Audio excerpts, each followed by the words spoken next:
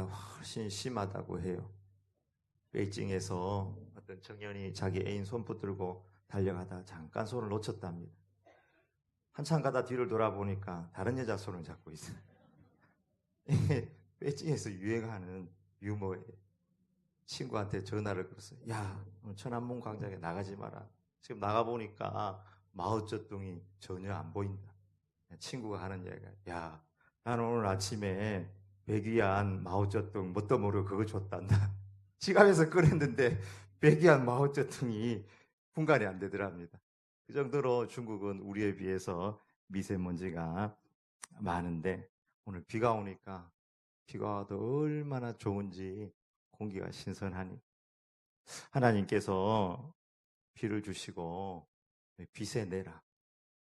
좋은 공기 주시고 공기세 내라. 제가 그 전기세가 여름에 한 번씩, 겨울에 한 번씩 많이 나올 때 스트레스를 겨울에가 좀 더 많이 많이 받는데, 하나님께서 그 통지서 보내면 어떡하겠어요? 햇빛에, 달세, 달빛에, 그다음 비세, 그다음 맑은 공기세. 비가 오면 엄청나게 스트레스 받겠죠. 날씨가 맑아도 엄청나게 스트레스 받겠죠. 이번 달에 하나님께서 고지서를 좀 제대로 보내시겠네. 얼마나 좋은지. 비가 오니까 이렇게 맑은 공기의 소중함에 대해서 깨닫게 하시니까, 미세먼지가 없어지니까 미세먼지를 통해서 맑은 공기의 소중함을 또 알게 되니까 그것도 감사해요. 범사에 감사하라. 이는 그리스도 예수 안에서 너희를 향하신 하나님의 뜻이니라. 아멘. 우리 안에 봄 같은 그런 감사들이 넘쳐나길 축복합니다.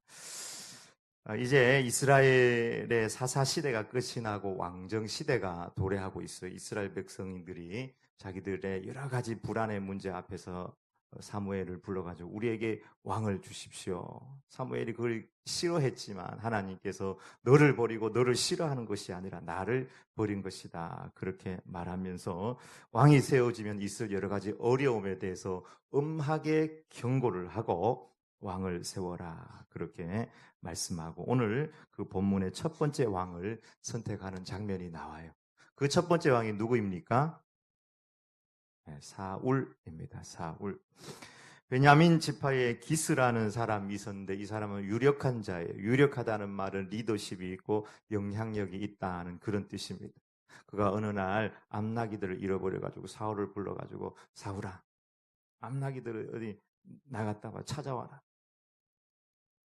저희 집에도 한 번씩 저녁이가, 아침에는 벌써 나가버렸고 저녁에가 나가서 한참 안 들어오면은 찾으러 나가야 되거든요.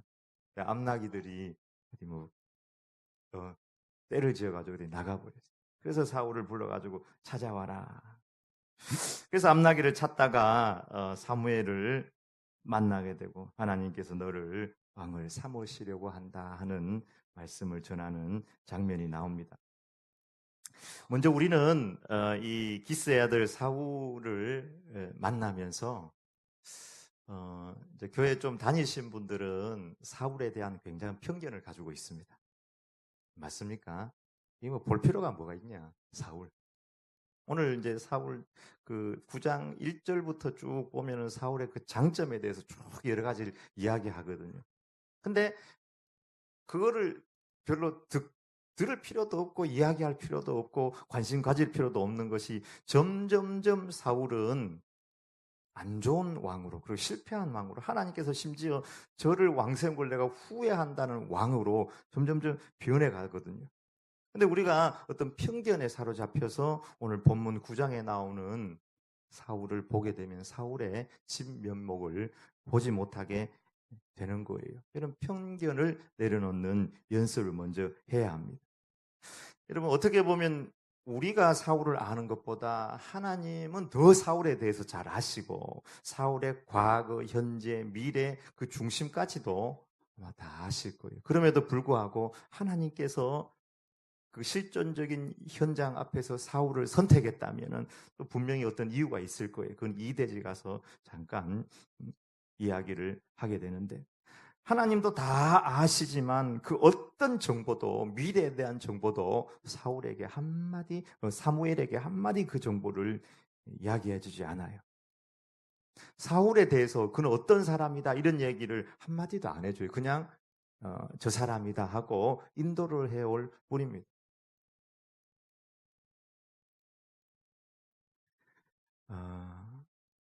사울을 가능성 있는 자로 편견 없이 그렇게 봐주는 거예요. 제가 이제 4년 지나고 이제 5년 들어가게 되는데, 제가 대저중앙 왔을 때 우리 원로 목사님을 만났는데, 제가 원로 목사님 존경하는 것 중에 하나가 바로 그런 점이에요. 여러분 얼마나 잘 알겠어요. 33년 있으면서. 근데 저에게 여러분에 대한 정보를 이야기해 주지 않았습니다. 다 좋은 분입니다. 어떻게 33년 있었는데 다 좋은 것만 있겠어요. 만약에 목사님이 저한테 어떤 이야기를 해줬다면 그것이 저에게 편견이 되어서 오히려 목회를 하면서 그걸 확인하는 기간, 그러면서 그것을 고착시키는 기간이 되지 않았겠어요? 근데 어떤 개인적인 그런 불편한 정보가 단 한 건도 한마디도 안 해주셨어요. 편견 없이 만나고, 편견 없이 사역하고, 편견 없이 목회하라. 예수님 고향에 가셨는데 왜 예수님께서 거부당하셨어요? 예수님 너무 잘 알아. 너가 아버지 뭐 하시노? 안 물어봐도 돼요. 너가 아버지 목수 아이가, 너가 어머니 뭐 하시노? 너가 어머니 말이 아이가, 동생들 다 안다는 거예요. 근데 왜 자기가 메시아라고 하고 자기가 그리스도라고 이야기하느냐 하면서 예수님을 돌로 쳐주려고 했던 것입니다. 왜요?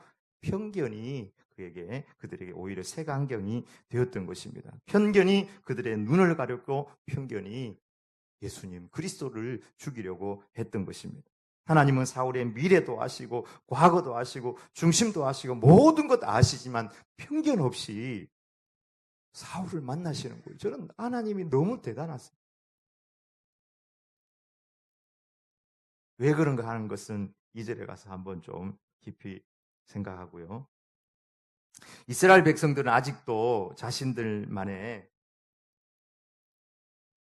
편견에 사로잡혀 있어요. 하나님은 우리를 택한 백성이다. 그렇게 하면서 나머지 사람들을 이렇게 때로 공격하고 괴롭혀요.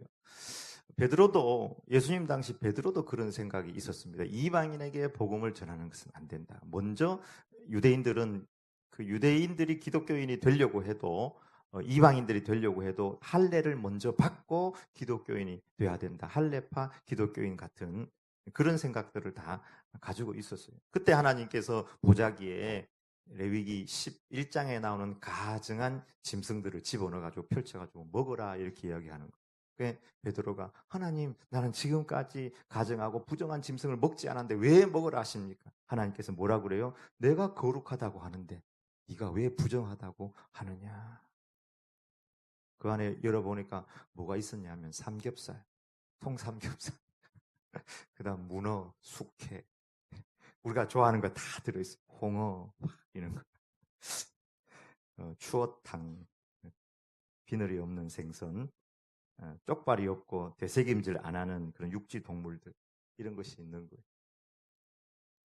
왜 내가 거룩하다고 하는데 너는 편견을 가지고 내가 지은 그 백성에 대해서 거룩하지 않다고 그렇게 말하느냐 하는 것입니다. 만물은 다 여러분 단면만 있는 것이 아니에요. 단면. 여러분 단면만 있으면 우리는 2차원적 존재로 2차원으로 살아가는 거예요. 편견에 사로잡히면 편견에 사로잡힌 차원만큼밖에 살지 못해요. 우리는 적어도 3차원, 4차원을 사는데 3차원, 4차원을 살기 위해서는 편견을 버려야 돼요. 하나님은 외모로 사람을 취하지 마라. 외모의 편견에 사로잡히면은 다른 다양한 측면들을 다 놓쳐버리게 되는 것입니다. 사람은 앞뒤 좌우만 있는 게 아니라 위도 있어요. 위도. 저 위에 있는 사람들은 여기 여러분들 위를 봐요. 이 머리카락이 있는지 없는지. 저 밑에 있는 개미들은 우리를 밑에서 본다. 근데 하나님은 그 거기다가 우리 중심까지 봐요. 여러분은 여러분 뒤통수 봅니까? 절대로 여러분 뒤통수 못 봐요. 다른 사람들은 다 봅니다. 여러분이 지나간 발자취도 다 봐요. 근데 나는 언제나 나만의 편견에 사로잡혀 삶이 얼마나 단편적이고 얼마나 평면적인 삶을 사는지 몰라요. 사울을 만날 때 먼저 하나님께서 주시는 마음은 편견을 버려라. 편견을 버려라. 여러분 특별히 잘 아는 사람들 사이에 편견이 많이 쌓여 있을 가능성이 높습니다. 오래 알았으면은 오래된 편견들을 가지고 있을 확률이 높아요. 나는 나를 그렇게 생각 안 하는데 다른 사람은 나에 대해서 그런 편견들을 가지고 있는 거예요. 시간이 오래 지나면 오래 지날수록 상처나 편견이 쌓이는 것이 아니라 우리는 믿음을 쌓아가기를 축복합니다. 믿어주는 거예요. 고등학생 아들이 보니까 자꾸 집에서 엄마 지갑에 돈을 훔쳐. 야, 석재야, 돈이 없어진다. 이거 어떻게 된 일이야? 너 안 가지고 갔지? 예, 제가 안 가지고 갔어요. 엄마가 가지고 간 줄 알아. 그래, 난 너 믿는다. 또 보니까 또 없어져. 난 너 믿는다. 근데 석재가 몰랐지. 집안에 CCTV가 있다는 걸. 근데 엄마가 어느 날 학교 갔다 와서 딱 보는데 CCTV가 있다는 걸 자기가 발견한 거예요. 그 밑에 나는 자랑스러운 아들 석재를 믿는다. 이마에 도둑놈 아니에요. 이게 아니라 엄마가 나를 믿어주는구나 하는 믿음이 쌓여가는 관계, 편견이 쌓여가고 상처가 쌓여가는 관계가 아니라 믿어주는 관계, 인간관계에 믿음이 쌓이고 하나님과 우리 사이에 믿음이 쌓여야지 우리가 바른 길로 가고 하나님도 큰 일을 우리에게 맡길 줄 믿습니다. 실수해도 또는 잘못해도 실수가 잘못이 쌓이면 사람들이 그게 편견이 되고 고착이 돼버려요. 그걸 뛰어넘기가 너무 힘들어요. 근데 그때 믿어주는 거예요. 여러분 누구에게 저 사람이 날 믿어주는구나 그런 신뢰를 받아본 적이 있습니까? 그럼 그 사람에게 대해서 난 충성하는 거예요. 같이 인생을 가는 것입니다. 우리가 시간이 오래 가면 오래 갈수록 그 사람이 어떠하다 이러하다 어떤 편견에 묶이지 않고 우리가 신뢰관계, 사랑의 관계로 성장하길 축복합니다. 오늘 성경에 사울이라는 사람에 대해서 몇 가지 소개가 되고 있는데 이 사울을 초대왕인데 한마디로 표현한다면 팔방미인이에요. 팔방미. 옛날에 캔디에 나왔던 테리우스. 키도 크고 잘생기고 일단 9장 1절부터 쭉 해서 보면은 집안이 좋아요. 집안이 아주 훌륭한 집안이고 키가 크다 이렇게 되어 있습니다. 키가 크다. 키가 어느 정도 크냐면 다른 사람보다 머리가 하나 다 크다 그랬어요.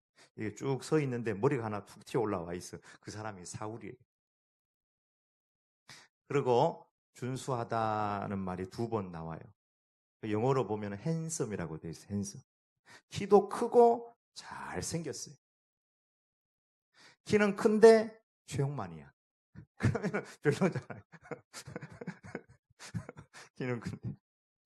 우리나라의 최고 잘생긴 남자가 누구예요? 배우가? 장동건? 옛날엔 장동건인데 조인성? 네. 조인성 정도는 우리 교회도 많이 있습니다. 저도 실제로 우리 3, 4남 선교회는 제가 조인성이 있다고 보는 거예요. 우리 청년에도 조인성은 제가 실제로 봐서 그래요. 내가 보니까 별거 아니에요, 여러분. 뭐 연예인이 대단한 것 같아도 별거 아닙니다. 정호 형제쯤 되면은 제가 이제 이건 농담이고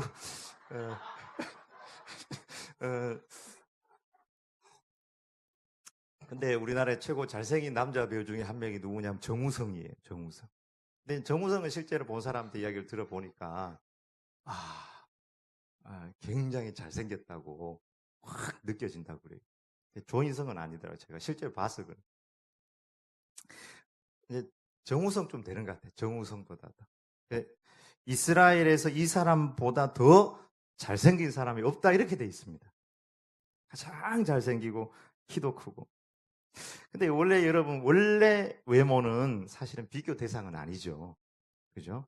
원래 하나님이 우리에게 각자 각자의 특색에 맞게 우리를 다 창조하신 거예요. 네모하고 세모하고 비교가 안 되고 동그라미하고 별하고 서로 비교를 안 하는 거예요.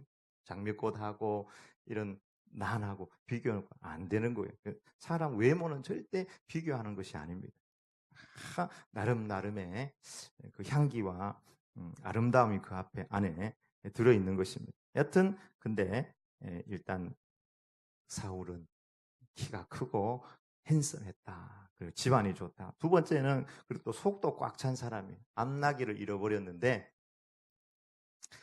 두루두루 에브라임 산지 살리사 땅 살림 땅 이건 그의 성실을 의미합니다. 성실.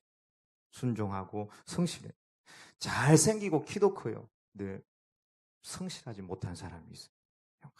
먹고 한량이처럼 왔다 갔다 하고 불성실하다. 그게 더 큰 문제겠죠. 세 번째는 효심이 있어요. 근데 며칠간 찾아보고 난 다음에 부모님을 걱정해요. 야, 우리가 암낙이 못 찾은 것도 문제지만 우리가 안 돌아가니까 아버지가 오히려 우리를 걱정하겠다. 빨리 돌아가야 되겠다. 부모님 생각하는 마음. 여러분 사람을 평가할 때 여러 가지 저 사람 어떤 사람이야 기준이 있을 수 있겠지만 부모님께 효도하는 사람 그러면은 그 사람 좀 인격적으로 된 사람 아니겠습니까? 부모님을 생각할 수 있는 가장 기본이 된 사람. 사울은 그런 마음이 되어 있던 사람이에요. 네 번째, 그런데다가 믿음도 있어요. 사환이 말을 합니다. 이 근처에 선견자가 있다, 선지자가 있다고 합니다. 그분을 찾아가서 우리가 암나기가 어떻게 되는지 한번 물어보도록 하십시다. 야, 우리가 선지자를 찾아가려면 그래도 뭔가 예물을 준비해가지고 드리고 그분을 만나야 되지 않겠는가? 이 예물을 드려야 되지 않겠는가?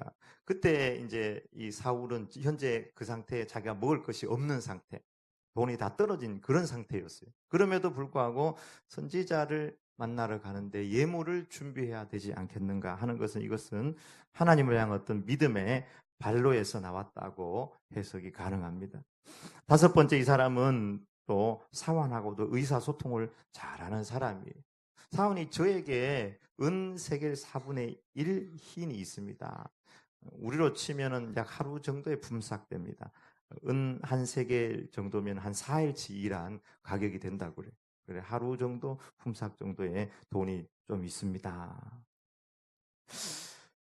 어, 좀 작다고 생각했을 수도 있고 두 번째는 어, 사무엘을 만나는 것이 선지자를 만나는 것이 사무엘이라는 이름도 모르죠. 선지자를 만나는 것이 암나기를 찾는 이 문제를 가지고 그 선지자를 찾아갈 필요가 있겠는가 그런 생각도 있었던 것 같아요. 이 두 가지가 다 작용했던 것 같습니다. 어, 그래도 그 사환의 의견을 받아들이면서 네 말이 옳다라고 이렇게 이야기합니다.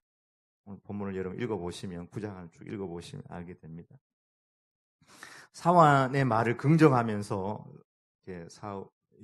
사무엘을 만나러 가게 되는 이거는 의사소통을 하는 것입니다. 대화도 잘 되는 그런 사람이 어떤 리더는 잘 듣지 않고 자기 말만 하는 사람이 있습니다. 대통령 중에도 그런 분이 대통령의 특징을 여러 가지 이야기하는데 그런 분이 또 있는 분이 있었습니다. 역대 대통령 중에. 근데 사울은 잘 듣는 사람, 소통하는 사람, 융통성이 있는 사람. 잘 여러분 잘 듣는 사람이 되길 축복합니다. 사랑 관계 속에서도 자녀 이야기도 잘 듣고 부부 이야기도 잘 듣고 또 하나님 말씀도 잘 듣고 듣는 것에서 믿음이 나와요. 듣는 것에서 행복이 나오고 듣는 것에서 소통이 나오는 것입니다.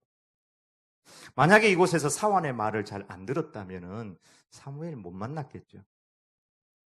사환이니까 사울이 자기 마음대로 아니다 가자 이렇게 했으면 그때 못 만났겠죠. 아무튼 사울은 외모나 내면이나 신앙이나 인간관계 다방면에 훌륭한 사람이었습니다. 그러면 여기서 우리가 질문을 하나 던져보는데, 진짜로 하나님께서 그 사울이라는 사람이 팔방미인이었기 때문에, 멋진 사람이었고 멋진 집안이었고 소통하는 사람이었기 때문에 초대 왕으로 그를 선택했을까? 팔방미인이 그에게 있어서 왕 조건이었을까 하는 것입니다. 아니면 하나님께서 그 이후에 사울이 어떻게 변할지 잘 몰라가지고 그냥 선택한 것인가 하는 것입니다. 하나님께서 사울을 선택하신 것은 전적인 하나님의 은혜입니다. 여러분, 왜 그걸 알 수 있냐 하면 암나기가 가출을 한 거 하나님께서 하신 거예요. 암나기 너희들 가출해라. 그래 사울이 찾으러 나갈 거 아니에요. 마침 돈이 다 떨어졌는데 은세겔 4분의 1 흰이 사환에게 있었던 것, 그것도 하나님의 은혜예요. 배고파서 그까지 다 써버렸다면은 야, 예물도 없는데 우리가 어떻게 만나러 가겠냐 하면서 거절했을 수도 있겠죠. 또 그리고 오늘 본문에 15절 오늘 읽은 본문에 분명히 나오죠. 사울이 오기 전날에 여호와께서 사무엘에게 알게 하여 이르시되 내일 이맘때에 내가 베냐민 땅에서 한 사람을 내게로 보내리니 너는 그에게 기름을 부어 내 백성 이스라엘의 지도자로 삼으라. 사울을 인도해서 사무엘을 만나게 한 분이 누구예요? 하나님이에요. 전적인 하나님의 인도와 섭리와 은혜로 하나님께서 사울을 왕 삼으셨다는 사실입니다. 아무리 사울이 팔방미인이라 할지라도 그것이 왕되는 조건이 될 수는 없다는 거예요. 그가 왕이 될 수 있는 조건을 찾으라면 첫 번째가 하나님의 은혜입니다. 모든 것이 다 하나님의 은혜예요. 근데 오늘 본문에 나오는 하나님의 은혜는 좀 특별한 은혜라고 할 수 있습니다. 그 은혜는 뭐냐? 믿어주시는 하나님의 은혜입니다. 하나님은 전지전능하세요. 하나님은 시간의 벨트 위에 계시는 분이 아니고 시간을 초월하신 분, 시간을 창조하신 분이에요. 모든 것을 아시는 하나님께서 사울의 미래까지도 다 알고 계신 분이신데 왜 아무것도 모르는 것처럼 사울을 선택했을까 하는 것입니다. 여기에 우리의 딜레마가 있어요. 하나님이 전지전능한 것이 아닌가? 오늘 본문에서 먼저 깨닫는 것은 인생이라는 것은 결코 운명처럼 이렇게 결정되어져 있는 것이 아니라 선택이라는 것입니다. 하나님께서 우리에게 믿어주시는 은혜를 주시는 것은 우리가 순간순간 우리 인생이 주어질 때 그것 가운데서 바른 선택, 옳은 것을 선택하실 수 있도록 우리를 믿어주시는 하나님의 은혜가 사울에게 임했다는 사실입니다. 인생은 사주팔자로 부자나 가난한 자나 악한 자나 선한 자로 미리 정해진 있는 것이 아니에요. 인생은 데스티니, 운명이 아니고 인생은 초이스예요. 초이스. 선택하는 거예요. 하나님 태초에 사람을 창조하시고 사람에게 자유의지를 주셨습니다. 새처럼 바람처럼 자유롭고 행복하게 살아갈 수 있도록. 그래서 날마다 그 자유의지를 가지고 선택하고 하나님을 찬양하고 예배하고 바르게 살고 다른 사람의 눈물을 닦아주고 창조적인 사역들을 하면서 살아갈 수 있도록 하나님께서 지혜를 주시고 자유의지를 허락해 주셨습니다. 근데 이 선택하는 것에 대해서 이 실존 철학자들은 인간은 선택하도록 저주받았다 이런 표현을 썼어요. 선택이라는 것을 안 할 수 없다 이렇게 얘기했는데 성경은 인간에게 주어진 자유의지 선택은 하나님의 축복이고 하나님의 전적인 믿어주는 은혜라는 사실을 말씀하고 있습니다.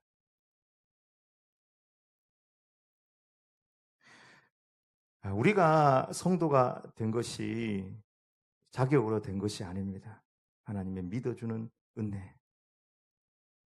우리가 직분 받은 것도 하나님의 선택이고 믿어주시는 은혜. 100번 죄를 선택하고 100번 실수를 해도 믿어주시는 하나님의 은혜, 새로운 선택, 바른 선택을 하기를 원하십니다. 주님, 저 사람이 나한테 잘못하면 내가 몇 번 용서해 주면 되겠습니까? 베드로가 7번이면 족하겠습니까?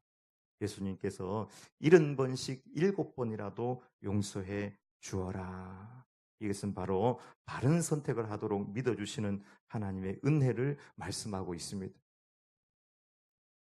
베드로가 1번 부인하고 2번 부인하고 3번 부인해도 주님은 끝까지 믿어주셨습니다. 근데 사울은 계속해서 이후 잘못된 선택을 하게 됩니다. 끝까지 믿어주시지만 그 믿어주시는 은혜를 잘못된 선택으로 가득 채웠을 때 하나님은 왕 삼은 것을 후회하신다 말씀하셨습니다. 인생은 여러분 선택입니다. 우리 하나님은 우리를 어느 정도로 믿어주시느냐? 예수님을 이 땅에 보내셔서 십자가에 죽기까지, 십자가까지 우리를 믿어주시는 거예요. 십자가 위에서 도저히 믿을 수 없는, 도저히 돌이킬 수 없는 그 자들을 향해서도 아버지, 아버지, 저들의 죄를 용서해 주시옵소서. 저들은 알지 못해서 그런 것입니다. 다 아시는 하나님. 여기서 저는 하나님의 그 은혜에 감동합니다. 왜 그럴까요, 여러분? 우리는 사울의 인생을 성경을 통해서 그의 마지막까지 알고 있습니다. 우리는 앞으로 남은 우리 인생을 몰라요. 하나님 혹시 우리 남은 인생을 아시지 않을까요? 그럼에도 불구하고 하나님은 우리를 결코 배신자고 불성실하고 게으른 사람으로 취급하면서 우리를 선택해서 포기하거나 믿어주지 않는 것이 아니라 오늘도 용서해 주시고 내일도 용서해 주시며 우리가 하나님 앞에서 인생은 운명 지어져 있는 것이 아니라 내가 너에게 준 그 의지를 가지고 바른 선택을 하라고 믿어주신 그 하나님의 은혜, 사울을 보면서 사울 안에 우리의 모습을 발견하게 되는 것입니다. 만약에 하나님께서, 주님께서 다 아셔요. 가룟 유다도 아시고 베드로도 아셔요. 가룟 유다가 예수님을 팔도록 운명 지어진 것이 아닙니다. 가룟 유다의 선택입니다. 운명 지어졌다면 가룟 유다는 천국 가야죠. 자기가 할 일을 했으니까. 그건 가룟 유다의 선택입니다. 주님은 끝까지 믿어주셨습니다. 마지막까지 믿어주셨고 십자가에 못 박히고 난 다음에도 그의 양심을 통해서 말씀하셨어요. 그럼에도 불구하고 그런 마지막까지 잘못 선택을 하면서 인생을 망치고 말았습니다. 여러분, 인생은 막 이렇게 운명처럼 짜여져 있는 것이 아니에요. 바른 선택을 함으로 말미암아 아름다운 역사가 일어나는 것입니다. 감사를 선택하고 사랑을 선택하고 기쁨을 선택하길 축복합니다.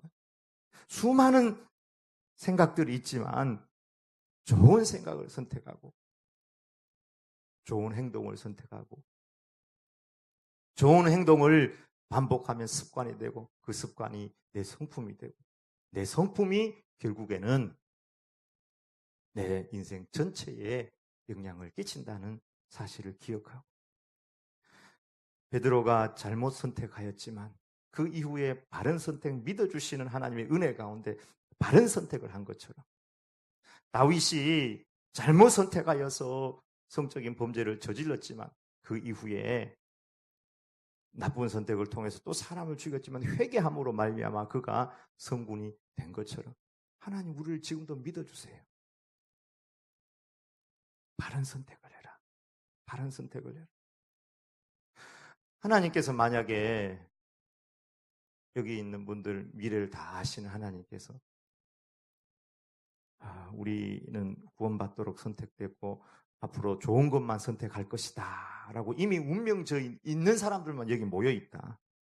그래서 여기 왔다. 그러면 가룟 유다도 뺐어야죠. 그러면 사울도 뺐어야죠. 그건 아니에요. 그건 아니에요. 하나님의 믿어주시는 은혜는 오늘도 내일도 날마다 삶 가운데서 바른 선택을 하기를 원하는데 어떤 선택을 하기를 원하시는가? 사울은 이후에 보이지 않는 하나님을 왕으로 선택하고 말씀을 선택하지 않고 눈에 보이는 걸 자꾸 선택하는 거예요. 인기를 선택했고요. 물질을 선택했고요. 하나님 말씀을 버렸습니다. 나중에 이후에 나오겠지만 하나님께서 딱 말씀하세요. 너는 나의 말을 버렸기 때문에 내가 너를 버리노라. 하나님의 말씀을 버려버렸습니다.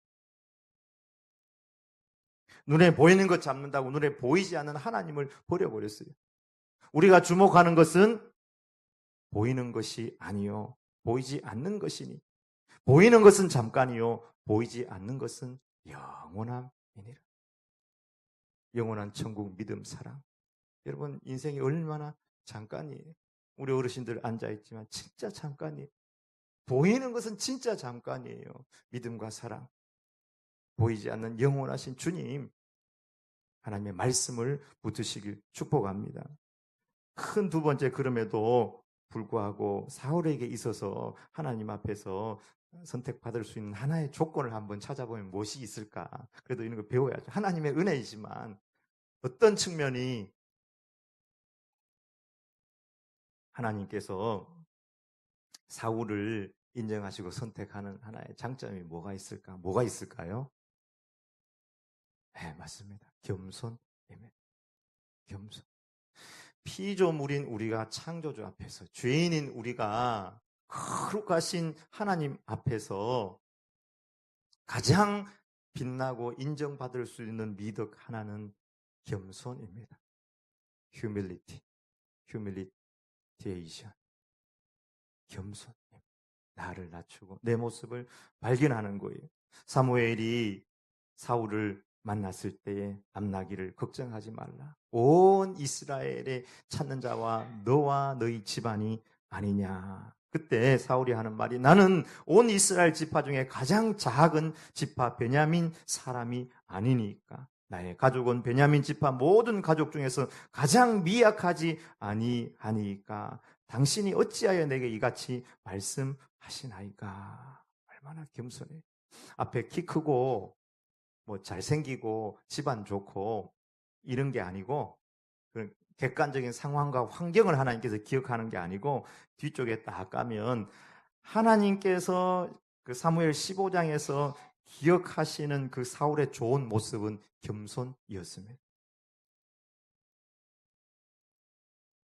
너가 스스로 낮출 때에는 하나님께서 너를 높이셨다. 아무리 키가 크고 아무리 IQ가 좋고 아무리 마음이 착하고 인간관계가 좋아도 그건 하나님 앞에서 그 선택의 조건이 되지 못합니다. 키 크면 하나님보다 크겠습니까? 자기가 잘생긴 게 준수한 게 뭐 그렇게 하나님 앞에 대단하겠어요? 성실하고 건면하다면 하나님보다 성실하고 건면하겠습니까? 개미들이 자기들끼리 막 미스 코리아도 하고 미스터 코리아도 해서 개미가 이렇게 예쁜 개미, 멋진 개미 이렇게 있다고 해요. 여러분 감동이 있어요? 개미가 막 IQ 해가지고 막 이 사람이 교수입니다 막 이렇게 이야기하고 보니까 큰 개미도 있어. 키 큰 개미가 있네 막 이러고 집안 좋은 개미도 있대요. 우리한테 감동이 있습니까? 전혀 감동이 없어요. 하나님 앞에서 우리가 가지고 있는 조건이나 환경이나 상황, 잘생긴 거, 잘난 거, 하나님 앞에 아무런 감동이 없습니다. 그러나 정말 하나님의 보좌를 움직일 수 있는 하나의 미덕이 있다면 그것은 겸손입니다. 피조물이 하나님 앞에서 취할 최고의 자세는 겸손이에요. 여러분 겸손은 겸손할 조건에 있어서 나를 낮추는 것은 그건 당연한 거예요. 능력이 없어서 능력이 없습니다. 인정받을 만한 조건이 없는데 낮추는 건 뭐 당연하죠. 그럼에도 불구하고 반대인 경우도 있고 능력이 있는데 자기 자신을 낮추는 그것이 바로 겸손입니다.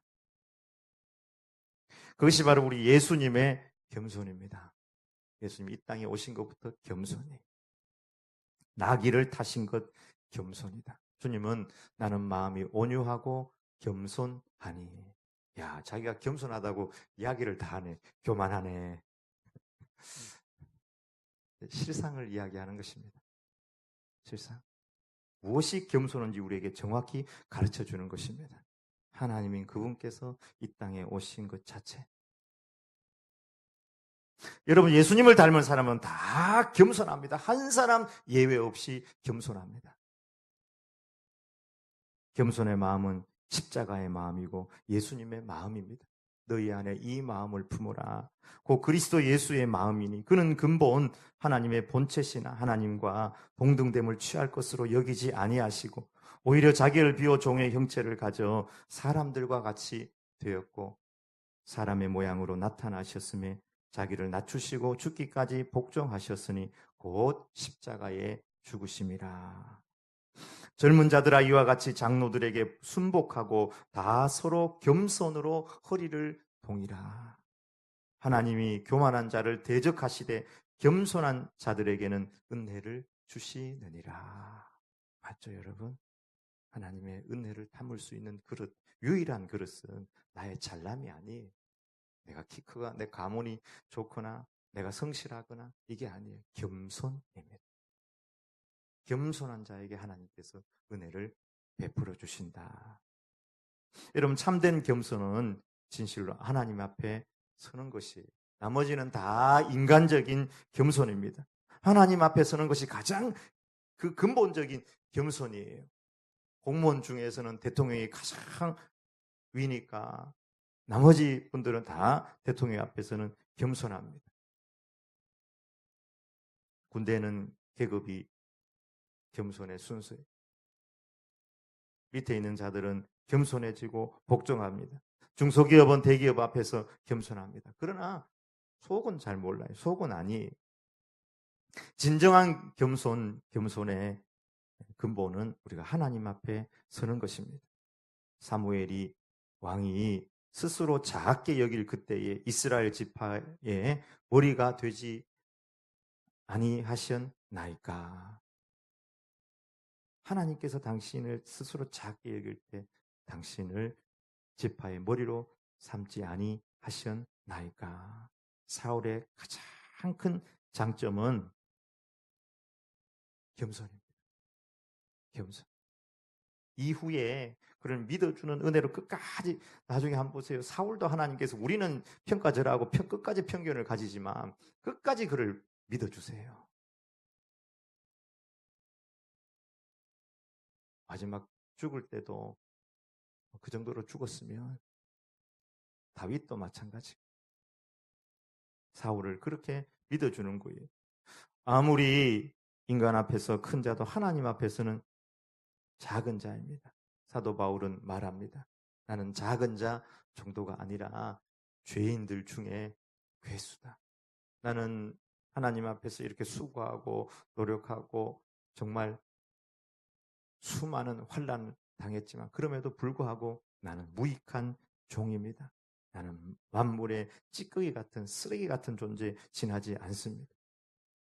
사람 앞에서는 아닌 말일 수 있지만 하나님 앞에서는 맞는 말입니다. 이사야도 톱으로 켜 죽은 이사야도 정말 살아있는 순교자라고 할 수 있는 사도 요한이라 할지라도 주님 앞에 서게 되니까 엎드려져 죽은 자처럼 나는 입술이 부정한 자입니다. 하나님 앞에 모든 부정이 다 드러나는 거예요.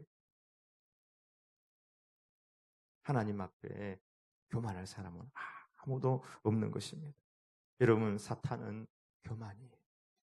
사탄. 왜 사탄이 되느냐? 교만하면 사탄이 됩니다. 교만하면 문제가 생기고 교만하면 싸우게 되는 거예요. 싸우는 교회 내가 자세히 보니까 자기들도 우리도 잘못이 있어. 그런데 저 사람들은 우리보다 더 잘못이 많아. 나도 잘못이 있지만 저 사람들이 설치는 건 내가 못 보겠어.